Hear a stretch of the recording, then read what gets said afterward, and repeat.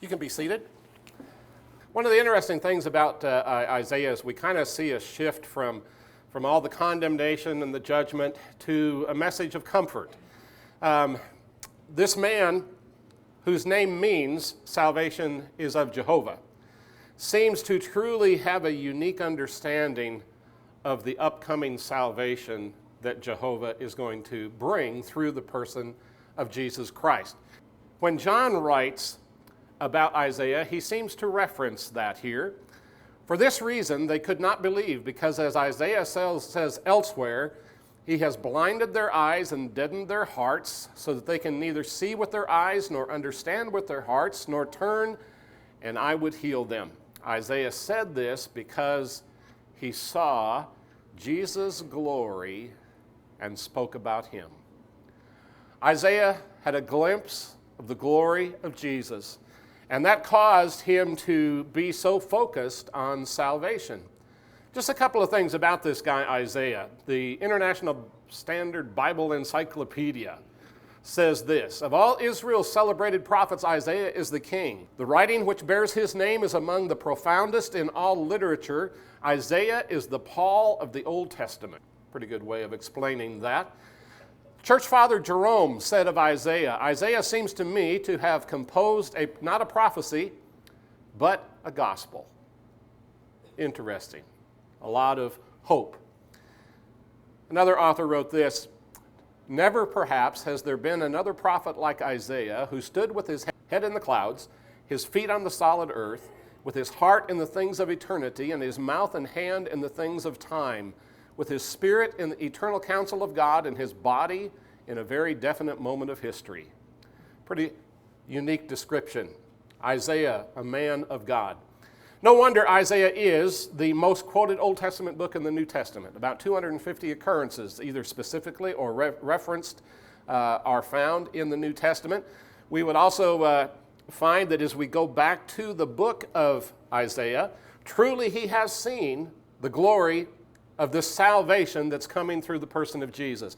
I want to just share with you some of the passages in Isaiah that describe some of this salvation. For example, Isaiah will write about the wells of salvation.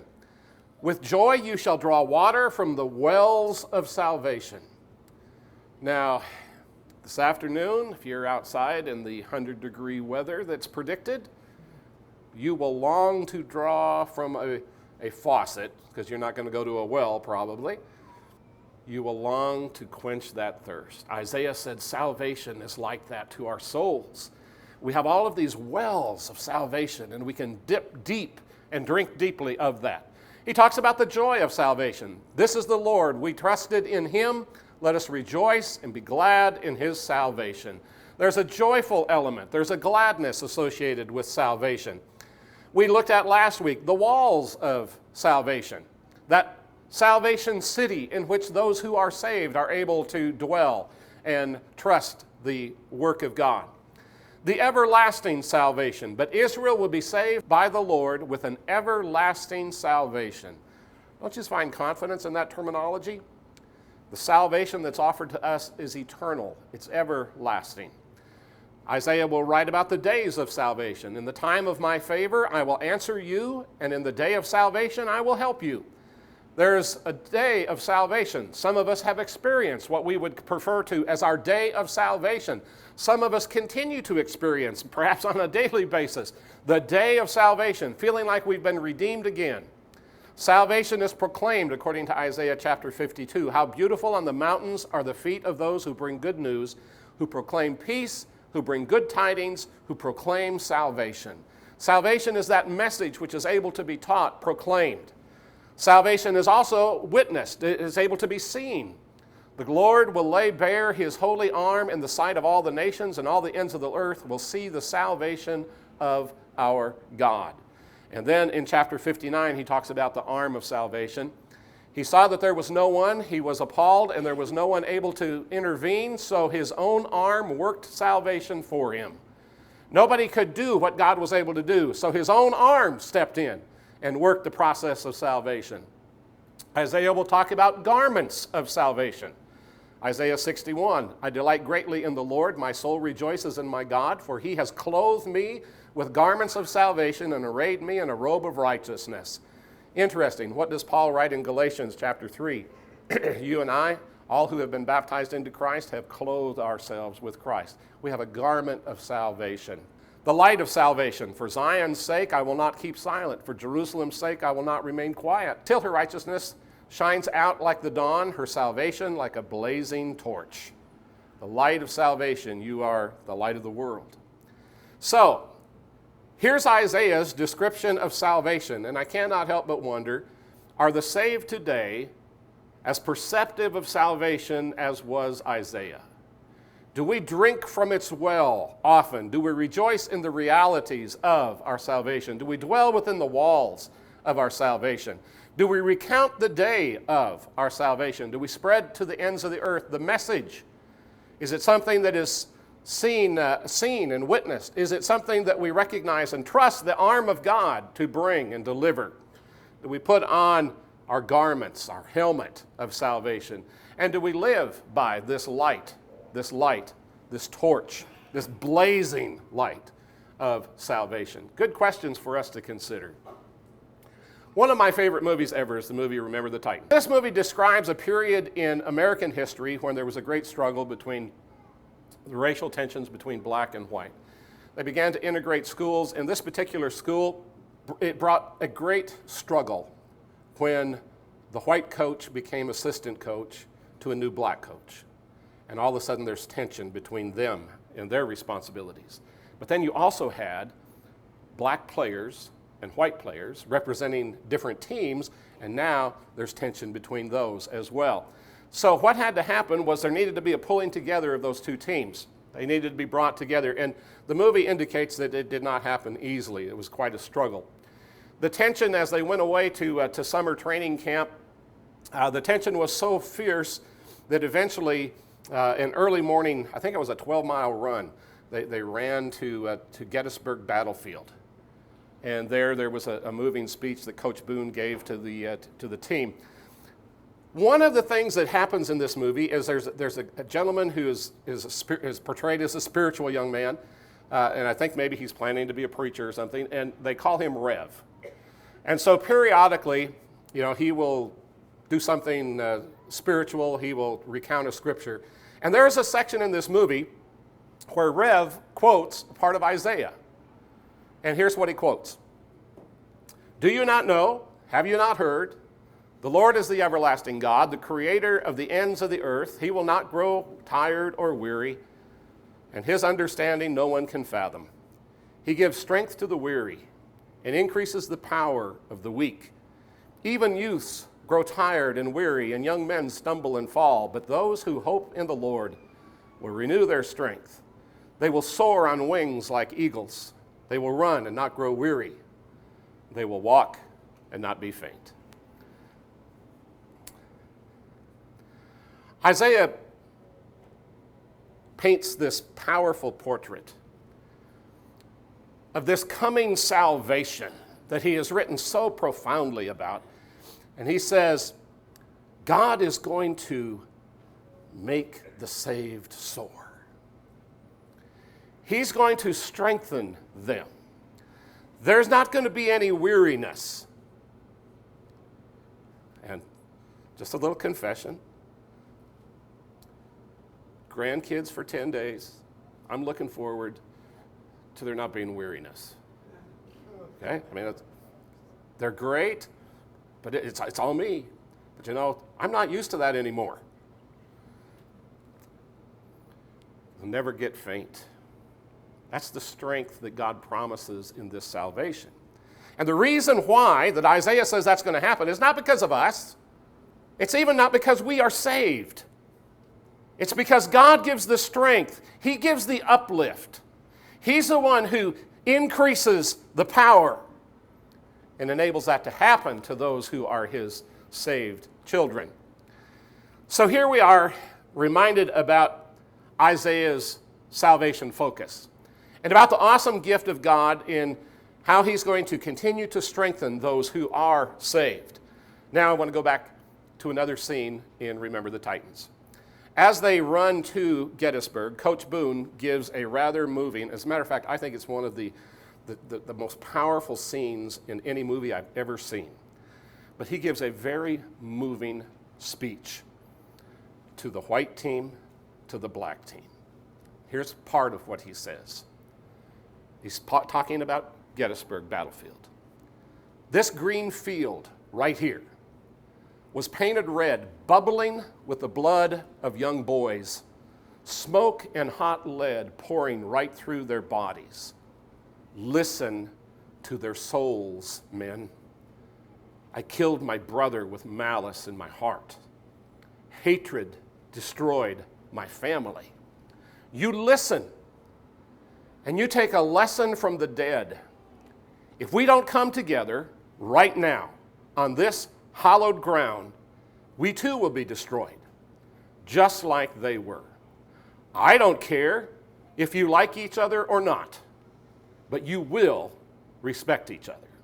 And maybe, I don't know, maybe we'll learn to play this game like men.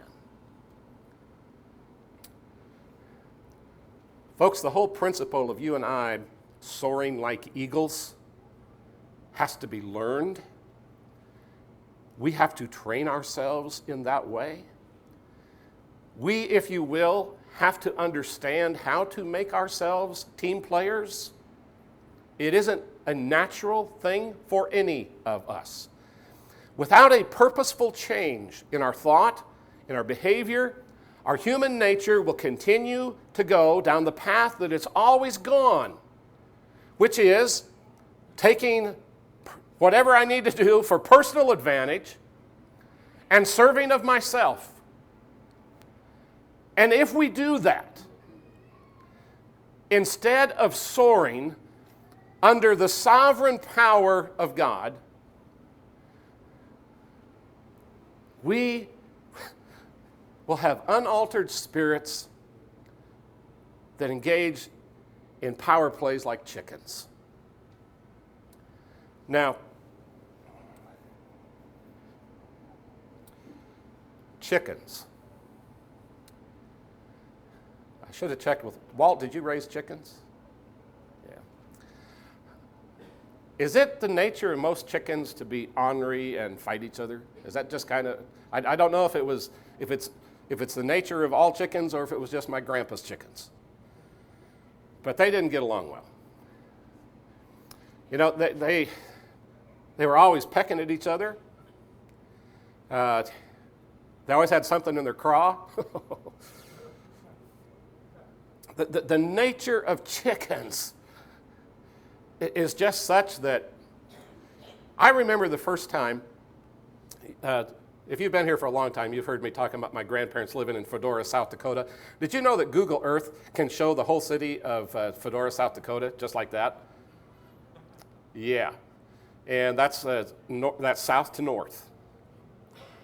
And the business district is right here, except for the co-op gas station that's over here.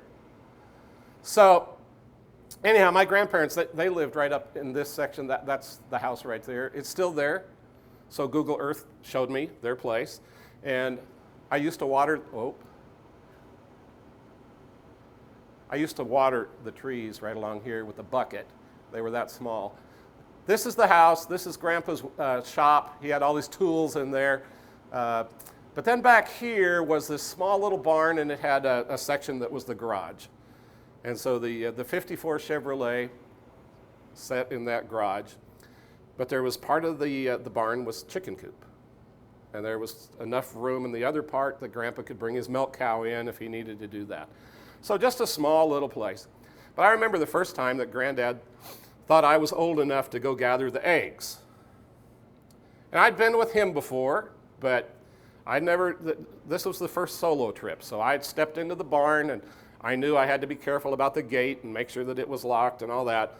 So I climb in there, and I gingerly approach the sitting hens.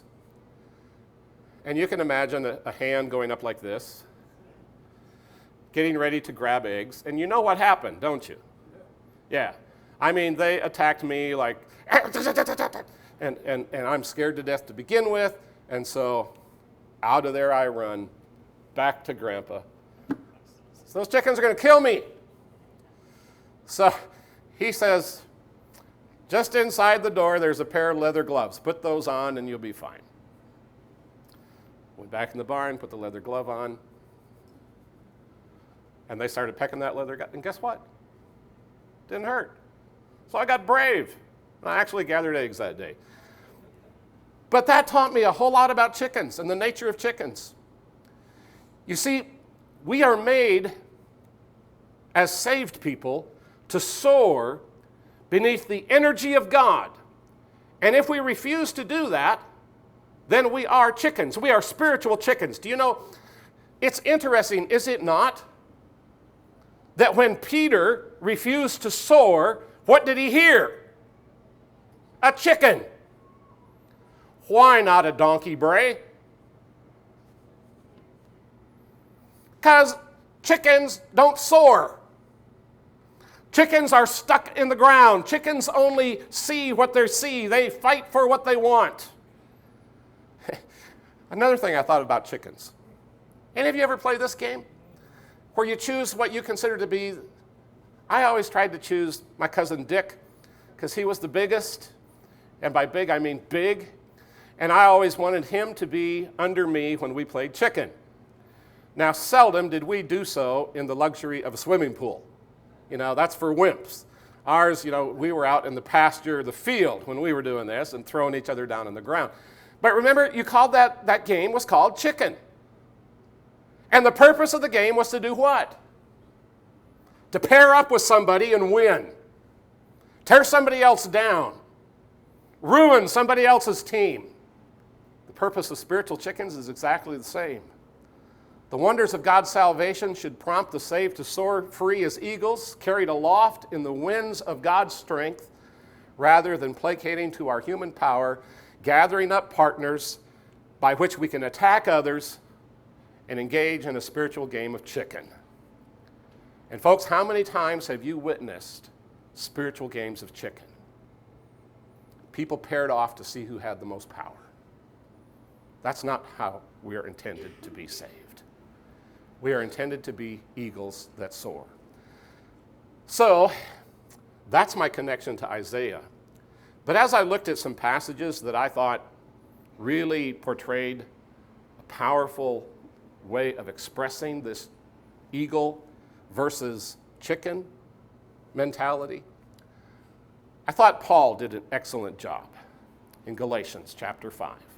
The background is there's some agitators who were attempting to hold others responsible to be circumcised. They wanted people to be in their chicken coop, not soaring. And here is what Paul said. You, my brothers, were called to be free. What does that sound like eagle language to you?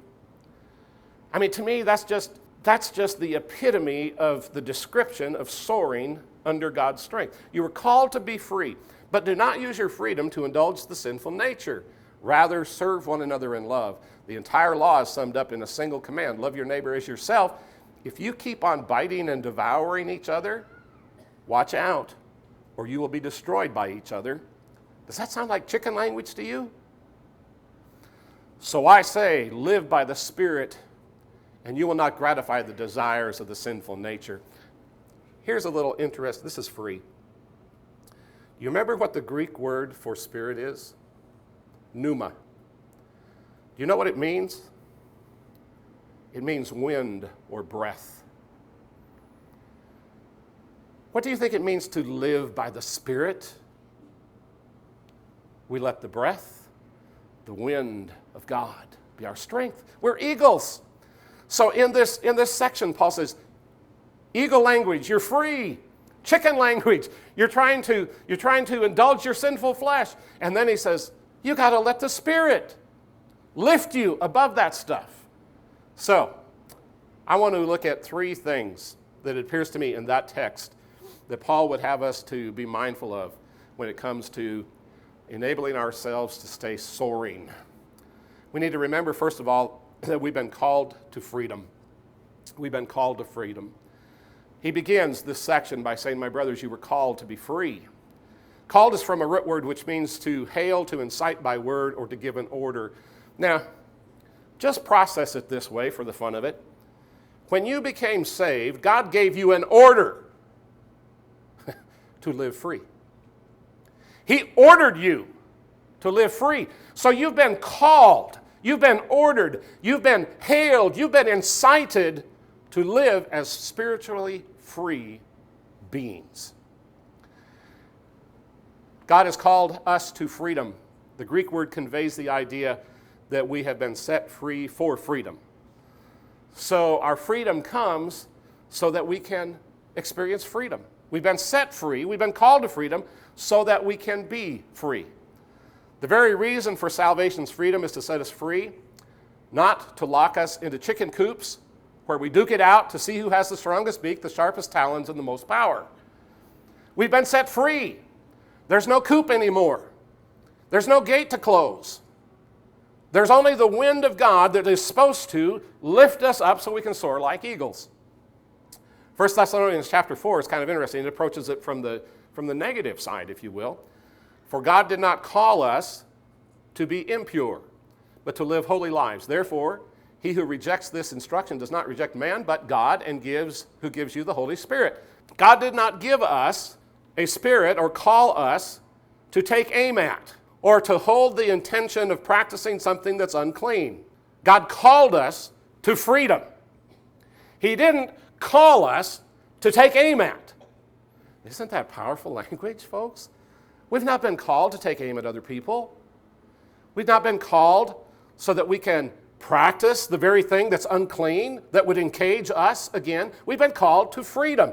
And here Paul in Thessalonians says, don't allow yourselves to think you've been called to these things that are impure. Secondly, we need to remember we've been called for freedom. We need to beware that the nature of freedom can provide opportunity for indulging the sinful nature. The very nature of being set free presents the opportunity for the sinful nature to take advantage of that freedom. Say, well, I don't exactly know what you're talking about, Dan. Well, you do. You may not have put it in those terms before. Someone approaches you and says, I really love so-and-so, but you know, they do this and it's just really annoying me. You know what's happened there? Someone's used their freedom to indulge their flesh. I got a little tidbit that I think you need to know, just because I think you need to know this. Blah blah blah blah blah blah. What's happened there? Freedom has given way to indulging our flesh. And folks, this is not rocket science. This is Paul saying that's how it works. You need to be careful. You've been called to be free, but don't use your freedom to indulge your sinful nature. I overheard a man one time approach a lady with painted fingernails and tell her her fingernails offended him, therefore she should stop painting her fingernails. His freedom allowed his flesh to put her in a chicken coop.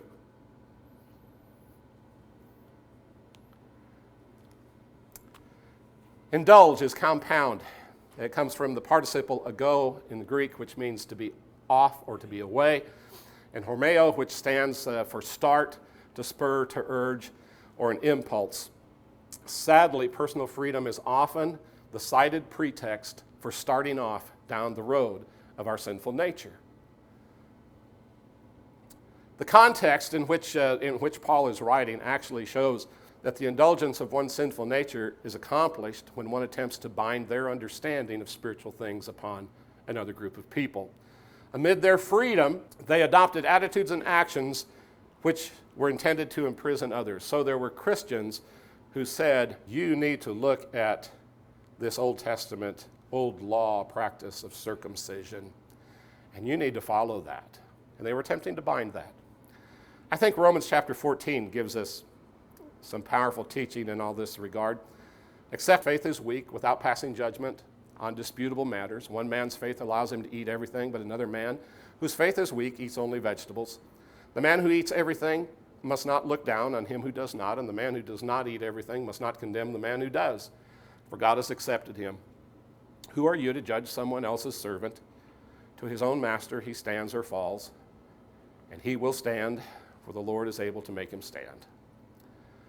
Who are we to judge the soaring eagle of God? Someone who is allowing God's strength to influence and raise them, and they're trying to live by that. Who am I, as a chicken, to look up and pass a judgment on that? That's the point that Paul's making in Romans chapter 14. All of one's spiritual convictions can be shared. Folks, this does not mean we should not have differing convictions. It doesn't mean we should keep our mouth shut about our convictions. Every religious, spiritual conviction I have from Scripture can be shared. It can be discussed. We can even offer our insights and our explanation to the particular path that we choose spiritually. And you know what else? We can even be unapologetically bold and warning about the precepts of God. We can do all of that without condemnation. We can do all of that and still remain eagles, not become chickens. None of us who have been set free have the authority to lock others into the cages of our understanding. In the Galatian context, it is this abusive use of one's freedom that Paul speaks of when he writes this: if you keep on biting and devouring each other, watch out, you're going to destroy each other. Or as Hayden read for us earlier, James's comment, what is the source of quarrels and conflicts among you? Is it not your selfish nature, your selfish ambition? Again, that's the old nature. Be aware your freedom will be used or offer the opportunity to indulge your sinful nature. We need to be aware of that. Then number 3, we've been called to freedom. Be aware that freedom gives our own indulgence and opportunity. And then thirdly, the best litmus test for how I'm doing in this area of freedom and whether I'm staying free from my sinful nature is, how am I serving others? That's the best litmus test there is. You see, it works wherever you want to apply it. Do you want to know what kind of a husband you are? How well are you serving your spouse? You want to know what kind of wife you are? How well are you serving your husband? You want to know what kind of parent you are? How well are you serving your children? You want to know what kind of kid you are? How well are you serving your parents? You see, every situation you can perform that litmus test to find out whether you're soaring like an eagle or pecking like a chicken. For you, my brothers, were called to be free, but do not use your freedom to indulge the sinful nature. Rather, serve one another in love. The entire law is summed up in this single command: love your neighbor as yourself. I want you to notice, first of all, that Paul says service is an outgrowth of agape love. You serve other people because you put their well-being above your own. That's what agape basically means. You put somebody else's well-being above yours. So you serve. It is not a service that is offered because someone deserves it. That's not agape love. That's probably phileo love.